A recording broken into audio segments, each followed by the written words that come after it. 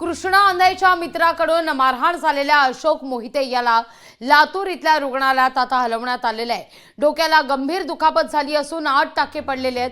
त्यामुळे खबरदारी म्हणून लातूर रुग्णालयात मोहितेवर उपचार सुरू आहेत। सरपंच संतोष देशमुख हत्या प्रकरणातील बातम्या का पाहतोस असा जाब विचारून कृष्णा आंधळेच्या मित्रानं अशोक मोहितेला मारहाण केलेली होती।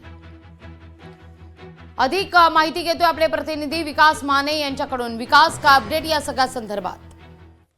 लागली मॅम, अशोक मोहिते हा तरुण जो आहे तो त्याच्या गावामध्ये मोबाईलवरती सरपंच देशमुख हत्या प्रकरणाशी ज्या काही बातम्या आहेत तो पाहत होता आणि याच बातम्या तू का पाहतो आहेस, आमच्या वाल्मिक कराड यांच्या तू बातम्या का पाहतोस असा जाब जो आहे तो या ठिकाणी बांगर आणि सानप या दोघा तरुणांनी या ठिकाणी अशोकला विचारला आणि त्याच दरम्यान त्यांनी गंभीर अशी दुखापत या ठिकाणी अशोकला केलेली आहे।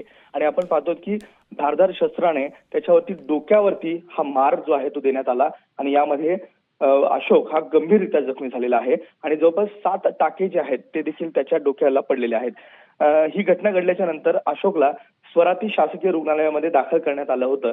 मात्र पुढील खबरदारीचा उपाय म्हणजे गंभीर दुखापत झाल्यानं त्याला लातूरला या ठिकाणी हलवण्यात आलेला आहे। सध्या लातूरच्या सह्याद्री हॉस्पिटलमध्ये अशोक वरती उपचार देखील सुरू आहेत, त्याचे नातेवाईक त्याच्या सोबत आहेत। मात्र आपण पाहतो की एकीकडे देशमुख हत्या प्रकरणाने बीड जिल्ह्यातील कायदा आणि सुव्यवस्थेचा प्रश्न हा निश्चित गंभीर बनलेला आहे। असं असताना पोलीस प्रशासनाकडनं ही संपूर्ण परिस्थिती आटोक्यात आणण्यासाठी प्रयत्न केले जात आहेत। मात्र ही गंभीर जी घटना आहे त्या कुठेतरी थांबायचं नाव घेत नाहीये असंच म्हणावं लागेल आणि ही घटना निश्चितच पोलिसांना विचार करायला लावणारी आहे, कारण की या संपूर्ण गुन्हेगारीवरती जरा बसवण्यासाठी पोलीस प्रशासन प्रयत्न करत असताना मात्र या घटना थांबायचं नाव घेत नाहीये। आता एकंदरीतच या संपूर्ण प्रकरणाची पोलिसांनी दखल ही गंभीररित्या घेतली असली तरी मात्र आता पुढील कारवाई करण्यासाठी पोलीस पुढे येत आहेत। मात्र यातील हे दोन्ही आरोपी अजूनही फरार आहेत आणि सध्या अशोक वरती उपचार जे आहेत ते लातूरला सुरू झालेले आहेत।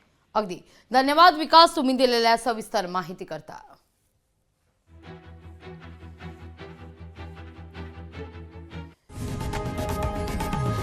लोकशाही मराठी ऐका, पहा, जागरूक रहा।